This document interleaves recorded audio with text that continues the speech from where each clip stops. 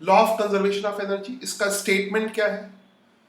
The total energy of isolated system is constant. Energy is neither created nor destroyed. It can be transferred from one form to another or transferred from one system to another.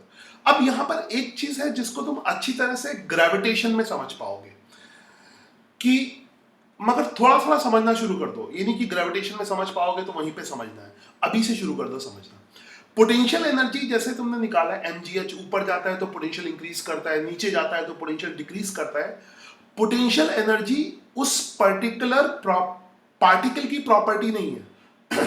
Potential energy जो है वो दोनों की combined property है, यानी potential energy हमेशा system की होती है। जैसे अगर हम स्प्रिंग ब्लॉक की बात करें तो पोटेंशियल एनर्जी वो स्प्रिंग ब्लॉक सिस्टम की है।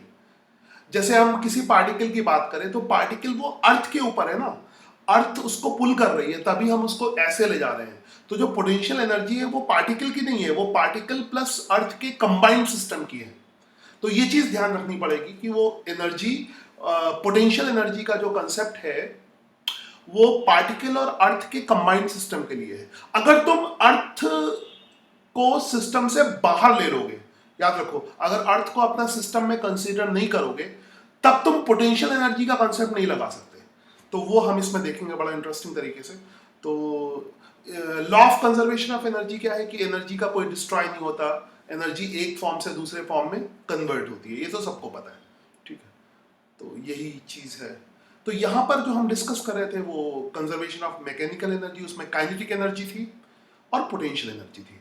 तो काइनेटिक एनर्जी और पोटेंशियल एनर्जी को कंबाइंड हम क्या कहते हैं? मैकेनिकल एनर्जी, ठीक है, मैकेनिकल एनर्जी कहते हैं। और we will use conservation of mechanical energy. Mechanical energy में हीट एनर्जी, लाइट एनर्जी ये सब नहीं आती है। मैकेनिकल एनर्जी का मतलब क्या है? काइनेटिक एनर्जी और पोटेंशियल एनर्जी, बस, और कुछ नहीं, ठीक है। ये इतना इंपॉर्टेंट है कि अलग अलग एंगल से समझ लो। इस पे क्वेश्चन ही क्वेश्चन होंगे, प्रॉब्लम्स ही प्रॉब्लम्स होंगी, और प्रॉब्लम एक टॉपिक में नहीं होंगी, प्रॉब्लम हर एक टॉपिक में होंगी, एटॉमिक फिजिक्स में, हर जगह, मतलब इसके हर चैप्टर में प्रॉब्लम है। तो अंडरस्टैंड प्रॉपरली,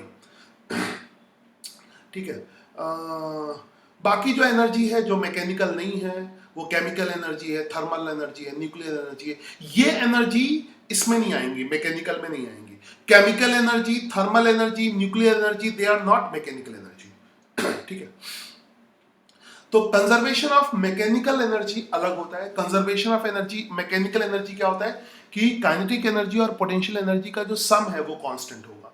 मतलब काइनेटिक एनर्जी पोटेंशियल में कन्वर्ट होगी, पोटेंशियल काइनेटिक में कन्वर्ट होगी। और पोटेंशियल एनर्जी अभी तक तुम्हें सिर्फ दो मालूम है, एक तो ग्रेविटेशनल पोटेंशियल एनर्जी जो mgh होती है, और दूसरी स्प्रिंग पोटेंशियल एनर्जी। उसकी भी चेंज का फॉर्मूला पता है ना, k/2 x final square minus x initial square, ठीक है। तो जस्ट यूज दिस।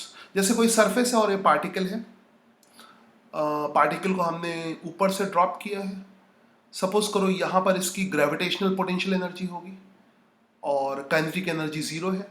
ये h हाइट पर है तो h हाइट पे इसकी ग्रेविटेशनल पोटेंशियल एनर्जी होगी। चेंज कितना हो गया? mgh के बराबर, ऐसे ले सकते हो। ऊपर गया तो पोटेंशियल एनर्जी इंक्रीज होगी, ठीक है, वो mgh के बराबर हो जाएगी, तो उसको ले सकते हैं। फिर यहाँ से ड्रॉप हुआ तो पोटेंशियल एनर्जी डिक्रीज करेगी, नीचे आएगा पोटेंशियल एनर्जी डिक्रीज करेगी, या सीधे डिक्रीज भी निकाल सकते हो, ठीक है, सीधे डिक्रीज भी निकाल सकते हो, या यहाँ पर mgh और यहाँ पे 0 भी ले सकते हो, जैसा चाहो कर सकते हो, ठीक है। यहाँ पे 0 है तो चेंज कितना होगा? चेंज नीचे की तरफ आ रहा है तो चेंज माइनस mgh के बराबर होगा।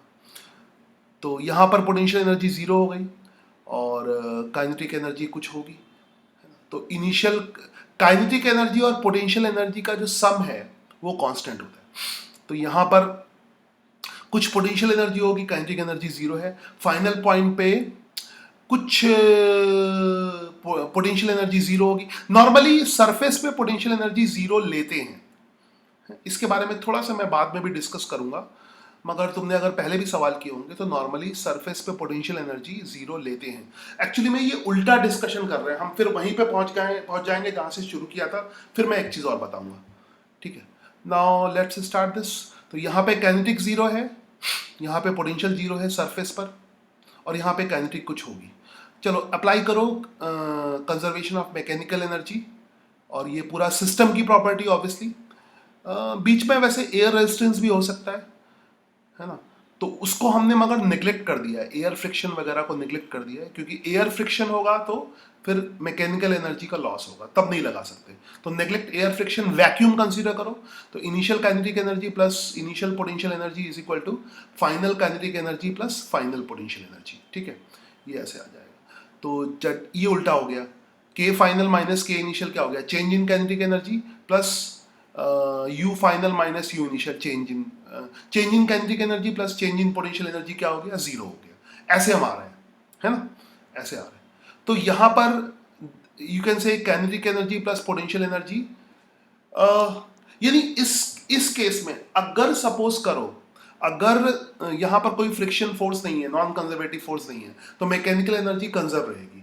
अगर नॉन कंजर्वेटिव फोर्स है, फ्रिक्शन है, तो देखो इनिशियल मैकेनिकल एनर्जी फाइनल के बराबर होगी। अब उल्टा समझ रहे हो उसी चीज को, मैंने उल्टी तरह समझाया था, अब उसी चीज को रिजल्ट से इधर की तरफ आ रहे हैं। यानी मैकेनिकल एनर्जी कंजर्व रहेगी अगर फ्रिक्शन फोर्स नहीं है। अगर फ्रिक्शन फोर्स है तो इस मैकेनिकल एनर्जी में थोड़ी सी कमी हो जाएगी, क्योंकि work done by non conservative force होगा, वो इस मैकेनिकल एनर्जी को कम कर देगा।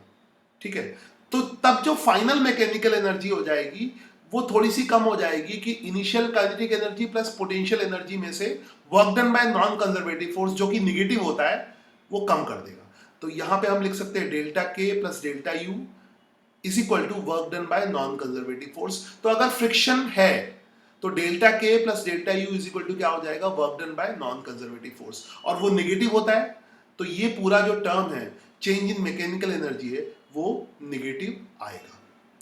ठीक है, तो ये इस तरह से, तो ये हमने उल्टा लिया। इसके प्रैक्टिकल एग्जांपल के फॉर्म में ले लो। नॉर्मली जो सिंपल पेंडुलम देखा होगा, सिंपल पेंडुलम मैं तुम्हें प्रैक्टिकली दिखाऊंगा, अभी नेक्स्ट क्लास में प्रैक्टिकली दिखाऊंगा लैब में, तो प्रैक्टिकली दिखाऊंगा, और सिंपल पेंडुलम का एक्सपेरिमेंट भी है। तो वो तो सिंपल पेंडुलम है, तो सिंपल पेंडुलम को अगर एक साइड तुम रिलीज करके छोड़ देते हो, है ना, एच हाइट पे रिलीज करके, सिंपल पेंडुलम के सवाल भी लिए थे, तो तुम देखते हो कि इसकी जो मैकेनिकल एनर्जी है वो लॉस होती रहती है, क्योंकि यहाँ पे एयर फ्रिक्शन है। अगर एयर फ्रिक्शन ना हो, वैक्यूम हो, तो एक बार सिंपल पेंडुलम को अगर इधर लेके छोड़ दिया, जो कि लैब वर्चुअल लैब में मैं दिखाऊंगा, वो हमेशा ऑसिलेट करता रहेगा। ठीक है, वर्चुअल लैब में हम लोग देखेंगे, अभी वर्चुअल लैब में ये देखा, मतलब एक्सपेरिमेंट एक्चुअली में हम भले ही स्कूल में प्रैक्टिकल करें, मगर वर्चुअल लैब पे करके जाएंगे, तब स्कूल के प्रैक्टिकल बहुत आसान होते हैं। मैं 12th के बहुत सारे प्रैक्टिकल वर्चुअल लैब में करा रहा हूँ, बहुत इफेक्टिव है। तो 11th का ये सिंपल पेंडुलम वाला प्रैक्टिकल भी हम लोग देखेंगे, करेंगे, तब स्कूल लैब में मजा आएगी। तो वर्चुअल लैब में जो सिंपल पेंडुलम देखोगे, उसको अगर एक साइड, तो मुझे याद दिलाता हूं, नेक्स्ट टर्न में इसको करेंगे, सिंपल पेंडुलम को अगर एक साइड लेके छोड़ दोगे तो वो हमेशा ऑसिलेट करता रहेगा, यानी उसकी काइनेटिक एनर्जी पोटेंशियल में कन्वर्ट होती रहेगी, पोटेंशियल काइनेटिक में कन्वर्ट होती रहेगी, और एनर्जी का कोई लॉस नहीं होगा। मगर रियल में जब तुम लैब में जाओगे तो सिंपल पेंडुलम का जो ये जो इस एम्पलीट्यूड कहते हैं, इसको एम्पलीट्यूड इधर जो जाता है ना, एम्पलीट्यूड कहते हैं, ये धीरे धीरे छोटा होता जाता है यानी इसकी जो एनर्जी है वो लॉस होती रहती है और बाद में रुक जाता है। मगर अगर एयर फ्रिक्शन नहीं होगा, एनर्जी लॉस नहीं होगी, तो ये सारा टाइम जो है, पूरी जिंदगी जो कह सकते हो, हमेशा के लिए ऑसिलेट करता रहेगा। सिमिलरली अगर स्प्रिंग के ऊपर एक बॉल गिराई मैंने, यहाँ पे इसकी पोटेंशियल एनर्जी होगी, उसकी जो ग्रेविटेशनल पोटेंशियल एनर्जी होगी वो स्प्रिंग की पोटेंशियल एनर्जी में कन्वर्ट होगी कुछ, है ना। यहाँ पे देखो, इस जगह पे एक बार फिर से इसको ले लेते हैं पीछे करके, यहाँ पर इसके पास ग्रेविटेशनल पोटेंशियल एनर्जी है, फिर वो यहाँ पर क्या हुआ, यहाँ पर वो काइनेटिक एनर्जी में कन्वर्ट हो गई, है ना। यहाँ पर जो ग्रेविटेशनल पोटेंशियल एनर्जी है, यहाँ से यहाँ तक ग्रेविटेशनल पोटेंशियल एनर्जी डिक्रीज करती है। जितनी पोटेंशियल एनर्जी डिक्रीज करती है उतनी किस में कन्वर्ट हो जाती है, उतनी किस में कन्वर्ट हो जाती है, काइनेटिक एनर्जी में, काइनेटिक एनर्जी में कन्वर्ट हो जाती है। फिर ये जो काइनेटिक एनर्जी है वो स्प्रिंग की पोटेंशियल एनर्जी में कन्वर्ट होती है। स्प्रिंग की यहाँ पे काइनेटिक एनर्जी हो गई, और वो स्प्रिंग को नीचे दबाएगी ना, उसके वेलोसिटी है, बॉल नीचे की तरफ ऐसे वेलोसिटी स्प्रिंग को दबाएगी, तो वो स्प्रिंग की पोटेंशियल एनर्जी में कन्वर्ट होगी, है ना। स्प्रिंग की पोटेंशियल एनर्जी में कन्वर्ट होगी, और फिर स्प्रिंग की जो पोटेंशियल एनर्जी है तो वापस किस में होगी, वापस काइनेटिक एनर्जी में कन्वर्ट है, वापस काइनेटिक एनर्जी में कन्वर्ट होगी। क्लियर है, समझ आई बात, ये हो गया।